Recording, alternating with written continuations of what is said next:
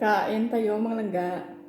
Welcome back dito sa aking YouTube channel mga langga at Ano Vlog TV. Ayan, so kumakain ako ng Indomie. Kasi nga, kaninang tanghali pa ako, takam na kumain ng Indomie. Kaya lang, may pagkain kami sa ref. So yun yung ininit ko, din kinain namin. Yung alaga ko naman, nag-order siya ng sushi. Ayan, salad. So ako kanina tanghali, talagang gusto ko kumain ng Indomie. So ngayon, dahil wala silang mga langga, pumunta sila, kumain sila sa labas, no? Nag-dinner. Ako naman, ayun, tumakbo sa tindahan para bumili ng Indomie. Sarap nga lang kasi pinalaman ko siya sa tinapay. Ayan, di ba? Sarap.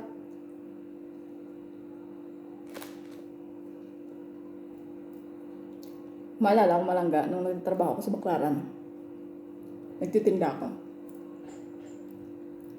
Sa umaga, yung almusal ko, kung hindi ganitong tinapay na may palaman na fried egg, ito mga langga, pancit canton, yung nilalagay ko sa loob, in-order ko sa labas, di ba? Tapos may kape, kasamang kape. Ha, sarap. Na-miss ko yung ganong time mga langga nung nagtitinda ako sa Baclaran. Gusto ko yung ganong almusal sa umaga. Hindi ako nag-almusal ng kanin, tinapay. Di ba, sarap na sarap ako malangga sa ganito, yung pancit canton na may tinapay, tapos yung itlog na nilalagay sa loob ng ganitong tinapay. Ay, sarap. Hanggang alaala na talaga mga langga, no? Tapos sa tanghali mga langga, na kinakain ko, kung nakakapunta kayo ng Baclaran, di ba may mga tindahan dyan ng pagkain, kumbaga kantin-kantin, pero mga Muslim yung may-ari. Ang pinakagusto ko mga langga, alam niyo kung ano, yung binalot sa dahon, na may manok na may niyog, ang sarap mga langga, super mga langga talaga, ang sarap. Doon ako nakatikim ng ganun lang sa dahon mga langga, saging binalot. Tapos nilagyan ng niyog, tapos may kulay yellow, yung food coloring, ang tawag dyan, yung tawag sa atin.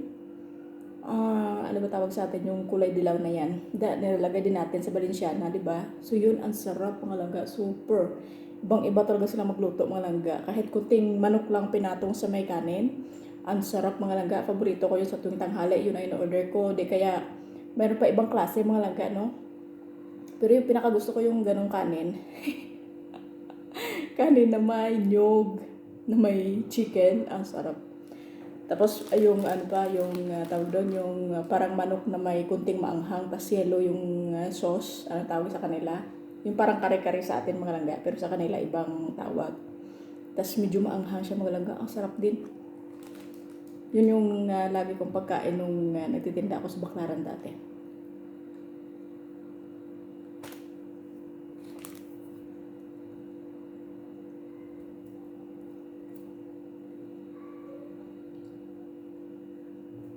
Diyan kasi sa Baclaran mga langga, ang dami nagtitinda dyan talaga. Tapos yung mga wholesaler nandyan din. So marami akong kakilala sa Baclaran na mga wholesaler ng damit, wholesaler ng sapatos. Sa mga Chinese kasi marami dyan mga langga. Sobrang mura kapag nag-wholesale ka. Ano yung mga class A na sapatos, yung mga damit na class A, nandyan din. Halos nandyan sa Baclaran mga langga, makaka-wholesale ka.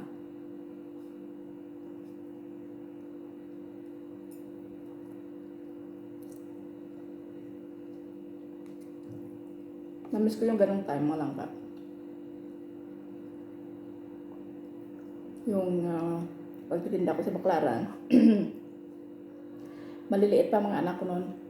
Kaya lang, nung time na lagi nang bumabagyo, naranasan kong bagyo sa Baclaran mga langga, yung halos magliparan na yung mga mga tent ng mga tinda-tinda.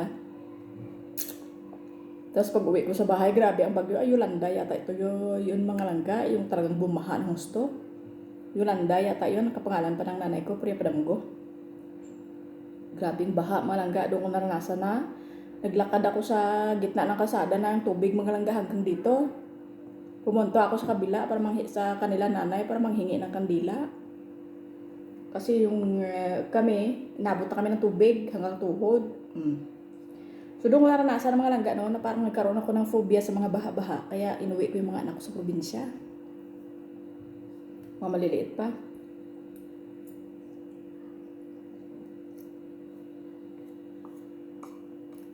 Kasi natakot ako na nasa trabaho ako po, tapos biglang bumagyo ng husto.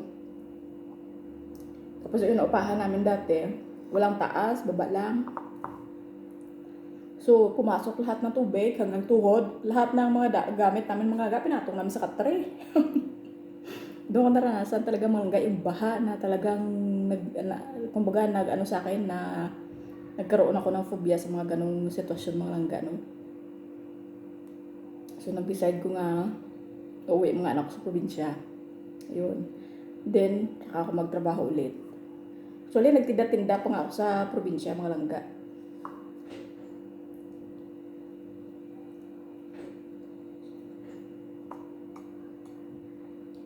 Pero kasi, pag sa probinsya, marami kang kompetensya na kapitbahay sa pagtitinda. Wala talaga mga langga.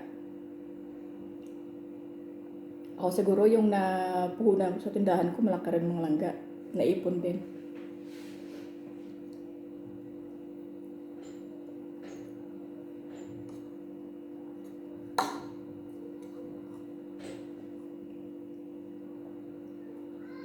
Tapos yung pagka may mga mangutang, ganyan. So, hindi naman natin masabi na talagang magbabayad agad.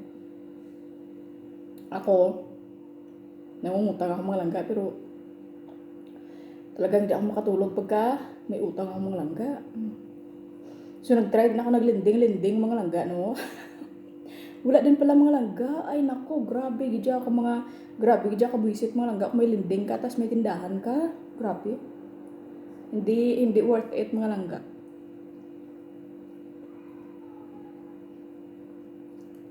Kasi imagine, wala kang income, tapos may maniningil sa'yo everyday. Doon talaga nasabi na ay talagang hindi ko na susubukang ulit. 'Di ba? Yung kumapit sa mga ganun. Isang beses lang talaga ako mga langga. Tapos wala na, hindi ko na tinuloy. Kasi wala din talaga siyang mangyayari mga langga.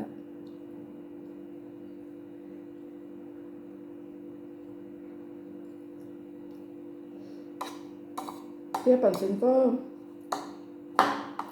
ang dami nagtitinda ng mga ganun-ganun, tapos may mga utang kalawa kanan sa Bombay.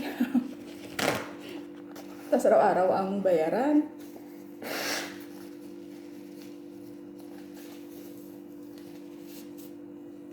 Wala talaga malangga, walang patutunguhan. So yun, pero masarap talaga malangga pasit canton. Maanghang. Hindi ko nilagay ang lahat ng sauce kasi sobrang anghang.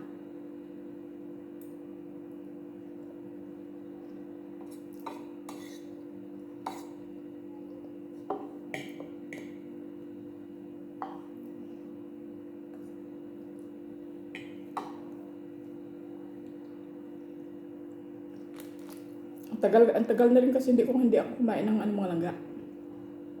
Ng pasit canton. Sobrang tagal na.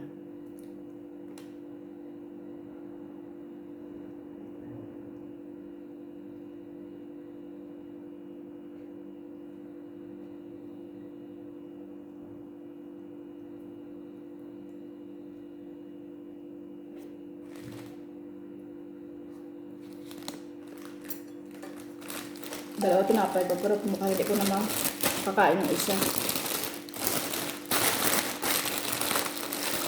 Isa lang. Dalawang pa kasi pasit canton ko malangga, no? Na nilagay. Kaya busog na ako.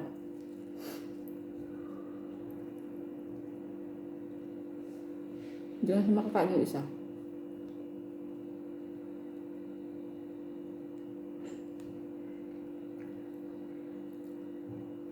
So yun mga langga, yung aking bukol dito, ayan, nag-open na siya.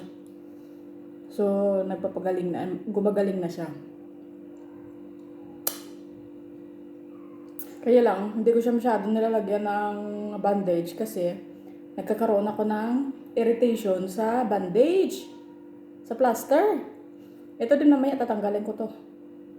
Ayan. Tapos lilinisan ko siya ulit, din lalagyan ko siya ng betadine para matuyo na talaga siya.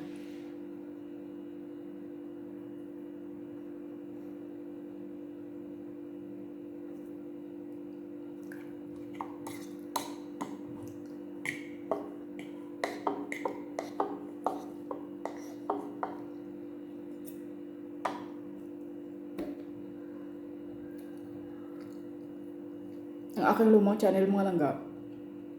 Hinihintay ko talaga kung kailan ako pagbigyan ng YouTube.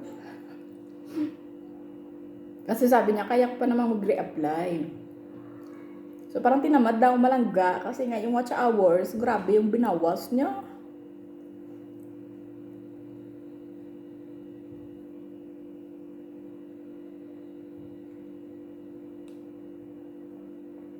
Parang napapagod ako doon sa watch hours niya. Pero siguro malangga, ano ko talaga siya. Gagawin ko siya ulit. Or mag-upload ako ulit doon. Hindi pa ngayon. Kasi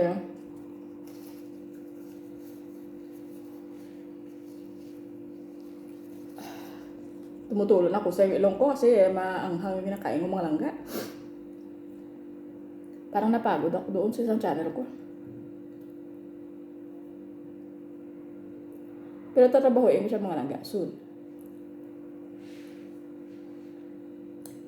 Meron ako mga ano dyan, ibang channel, no? Yung game, yung Irene's Game, yung Family, Sangrano Family. Ayan, gagawin ko yan mga langga.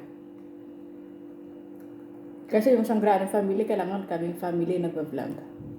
So talagang ginawa ko lang siya mga langga, no? Para mabuo muna siya. Tapos yung Irene's Game, ibibigay ko yan sa anak ng lalaki kasi mahilig siya sa games. So at least may followers na, may subscribers na. Diba? Napunduhan ko na ng subscribers. Watch hours na lang yung pupunuin. So, sabi ko sa kanya, ikaw ang magiging ano niyan pag umuwi ako. Ilalagay niya sa sa computer.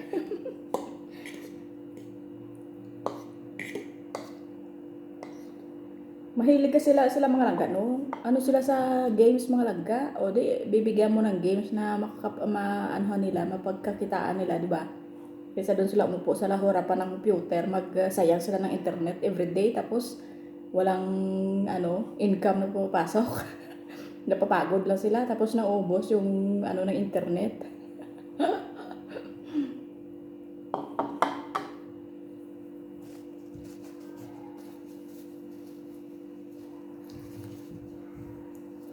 Ayan, so yun lang mga langga, no? Thank you so much for watching, guys, and see you in my next video. Patapos na rin ako ng kain ko. And please don't forget to subscribe sa ating bagong channel, Ate Ann Vlog TV. Ayan, dito tayo mag-update palagi. Ayan, so thank you so much for watching mga langga.